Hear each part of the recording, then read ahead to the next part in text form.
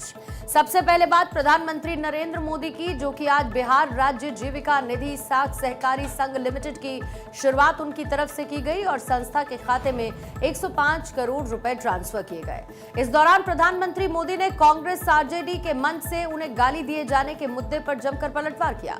प्रधानमंत्री मोदी ने कहा कि मेरी स्वर्गीय मां को कांग्रेस आरजेडी के मंच से गालियां दी गई और ये सिर्फ मेरा अपमान नहीं था, ये बिहार की हर मां बेटी का अपमान था।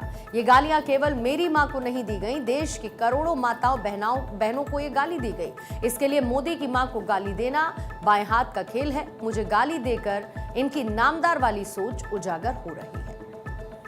आरजेडी कांग्रेस के मंच से मेरी मां को गालियां दी गई।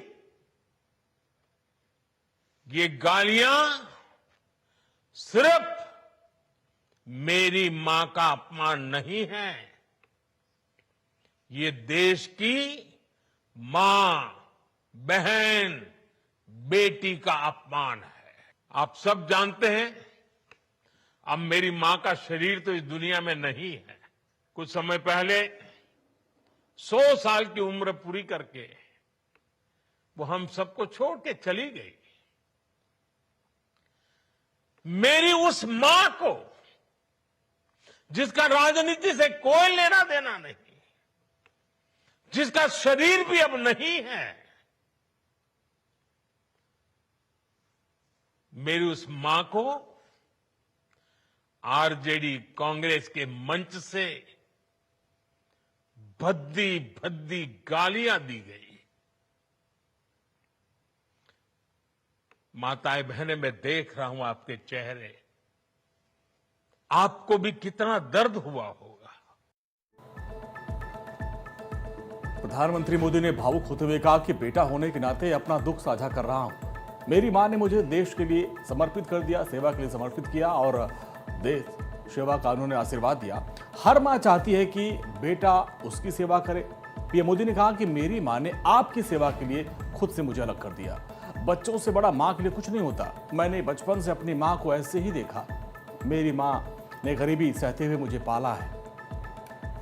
साथ ही प्रधानमंत्री मोदी ने कहा कि मां को गाली देने वाली सोच महिलाओं को कमजोर समझती है। महिलाओं को शोषण और अत्याचार की वस्तु मानने की मानसिकता इन्हीं लोगों की देन है। ये बात बिहार की माताओं बहनों से ज्यादा आखिर कौन समझेगा।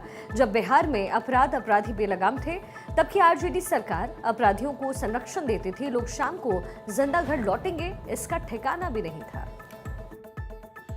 मुझे जन्म देने वाली मेरी मां ने मुझे अपने दायित्वों से मुक्त कर दिया था और मां ने मुझे आशीर्वाद दिया कि बेटा जाओ,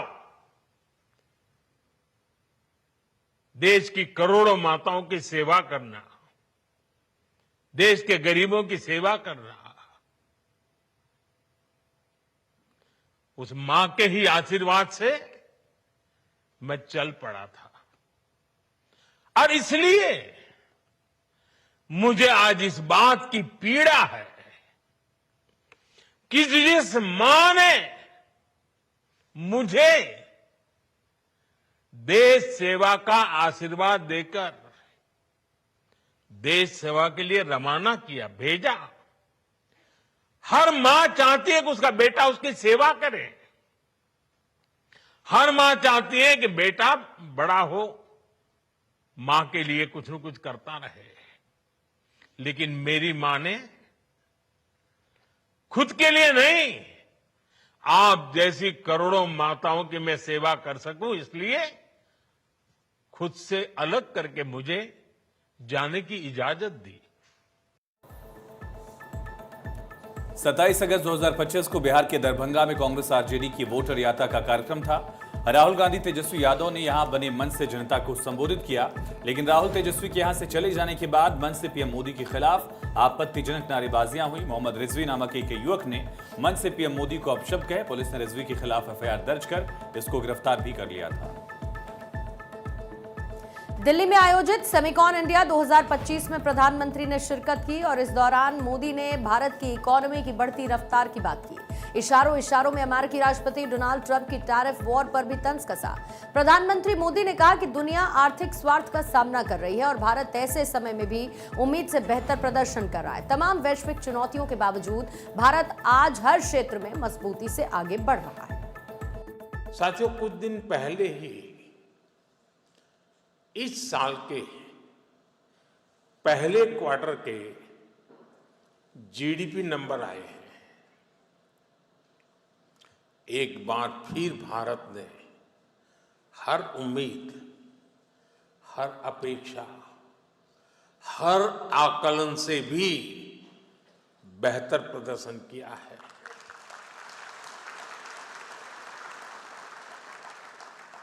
एक तरफ जब दुनिया भर की इकोनॉमी में चिंताएं हैं, आर्थिक स्वार्थ से पैदा हुई चुनौतियां हैं, उस माहौल में भारत ने 7.8% की ग्रोथ हासिल करके दिखाई है। और ये ग्रोथ हर सेक्टर में है। मैन्युफैक्चरिंग, सर्विसेज, एग्रीकल्चर, कंस्ट्रक्शन, हर तरफ उत्साह नजर आ रहा है। प्रधानमंत्री मोदी ने कहा कि एक बार फिर भारत ने हर उम्मीद, हर आकलन से बेहतर प्रदर्शन किया। ऐसे समय में जब दुनिया की अर्थव्यवस्था में चिंताएं हैं, आर्थिक स्वार्थ पैदा चुनौतियां कर दी हैं और उस माहौल में भारत ने 7.8% की ग्रोथ हासिल की। हम तेजी से आगे बढ़ रहे हैं, हमें कोई रोक नहीं सकता।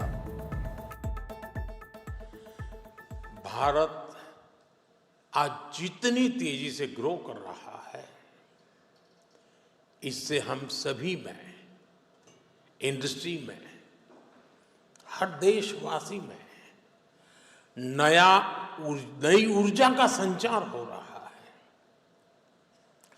ग्रोथ की यही दिशा है तो भारत को थर्ड लार्जेस्ट इकोनॉमी बनाने की तरफ तेजी से बढ़ना पक्का हो चुका है।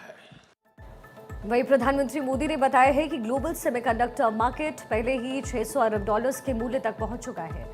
जल्द ही $1 ट्रिलियन के आंकड़े को वो पार कर जाएगा और भारत इसमें एक प्रमुख भूमिका निभाएगा। हमारा सेमीकंडक्टर उद्योग केवल चिप निर्माण तक सीमित नहीं है। हम एक ऐसा सेमीकंडक्टर इकोसिस्टम बना रहे हैं जो कि भारत को वैश्विक स्तर पर प्रतिस्पर्धी और आत्मनिर्भर बनाएगा। Friends, Bharat reform, perform and transform के मंत्र पर चलते हुए यहां पहुंचा है।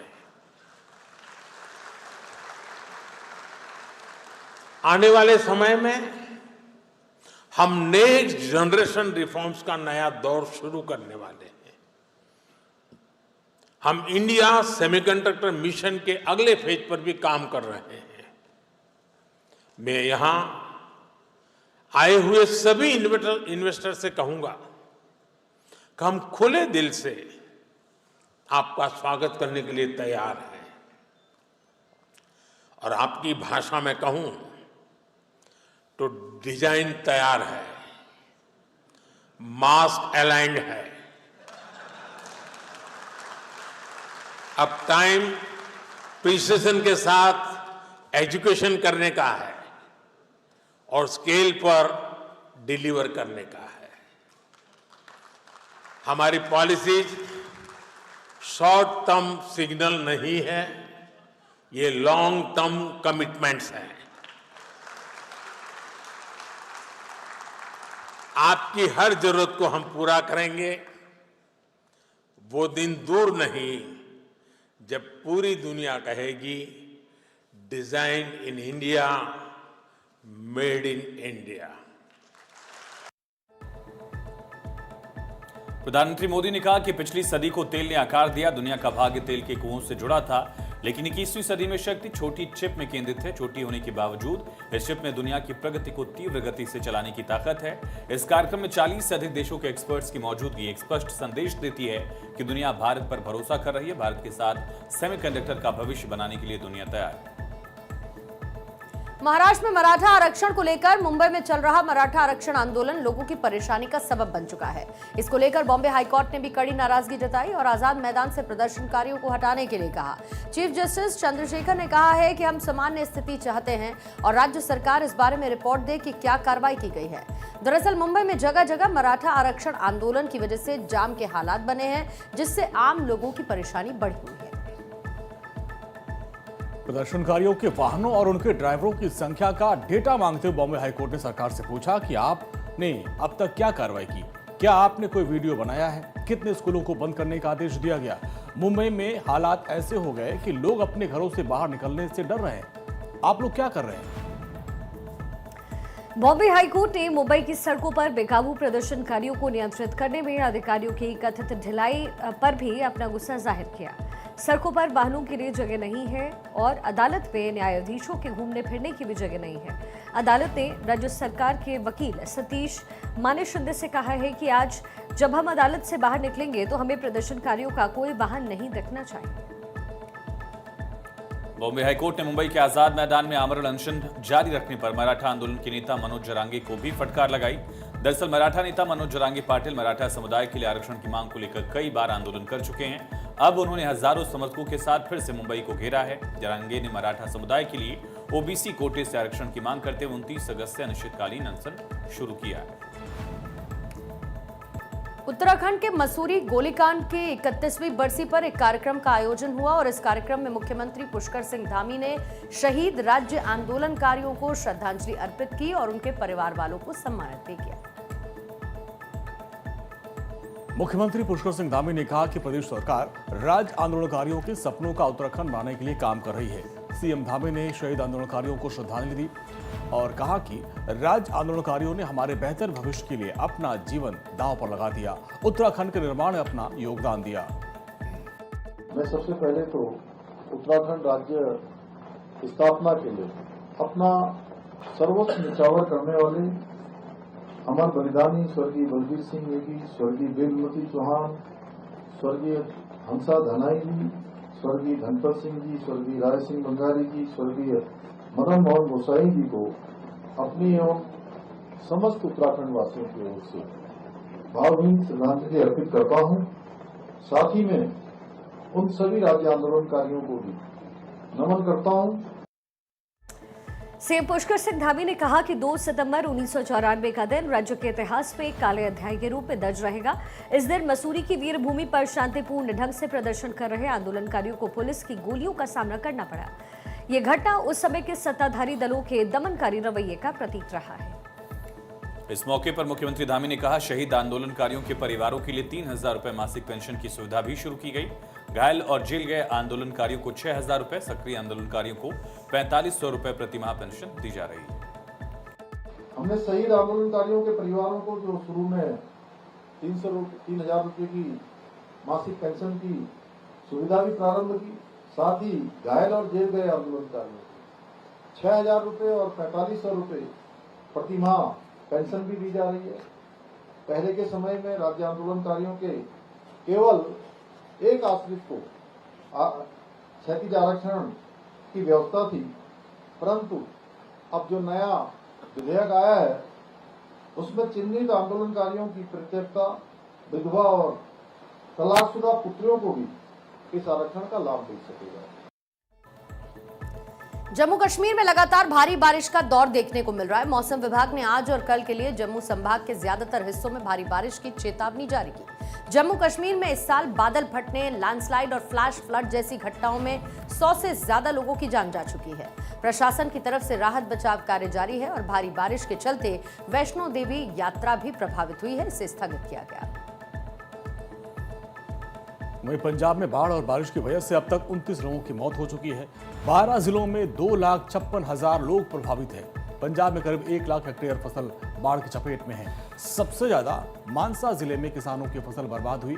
बारिश का रेड अलर्ट जारी किया गया है। पंजाब सरकार के मुताबिक गुरदासपुर, होशियारपुर, पठानकोट, अमृतसर, कपूरथला, मोगा, तरनतारन, मानसा, फाजिल्का, जालंधर, मोहाली और बरनाला जिले बाढ़ से प्रभावित हैं। हिमाचल में इस साल मानसून की दस्तक के बाद से ही हालात लगातार खराब है। पूरा हिमाचल प्रदेश आपदाग्रस्त नजर आ रहा है और घोषित भी किया गया। हिमाचल में जून से लेकर के अब तक 2300 करोड़ से ज्यादा की निजी और सरकारी संपत्ति को नुकसान पहुंचा है। हिमाचल प्रदेश में पिछले 2 महीनों में अलग अलग इलाकों में 10 से ज्यादा लैंडस्लाइड्स और बादल फटने की घटना हुई। तकरीबन 150 लोगों की जान जा चुकी है और कई लोग लापता हैं। वहीं हरियाणा में भी भारी बारिश से हालात बिगड़ते दिखे। सोमवार को भारी बारिश के कारण साइबर सिटी गुरुग्राम के कई अहम मार्गों पर जल जमाव हो गया। सड़कों पर हजारों गाड़ियां जाम में फंसी नजर आई। वहीं हरियाणा में भारी बारिश के कारण हथिनीकुंड बैराज से भी बड़ी मात्रा में लगातार पानी छोड़ा जा रहा है, जिससे दिल्ली में बाढ़ का खतरा है। कुछ दिन पहले भी हथिनीकुंड बैराज के सभी गेट खोले गए थे, जिसके कारण दिल्ली में यमुना का जलस्तर बढ़ा था और दिल्ली में यमुना से सटे जो निचले इलाके हैं वहां बाढ़ का संकट बरकरार है।